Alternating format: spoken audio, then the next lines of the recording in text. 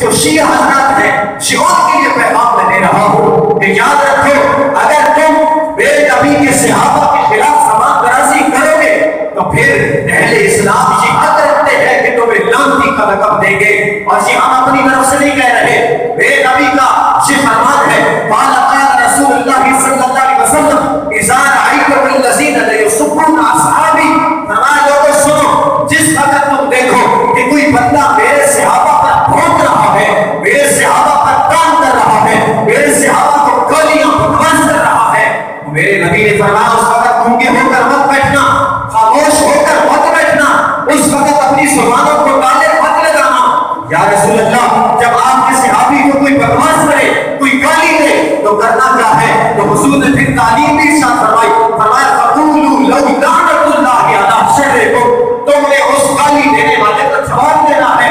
کہ ارے میرے نبی کے اوپر بھونکنے والے، تیری اس شرارت پر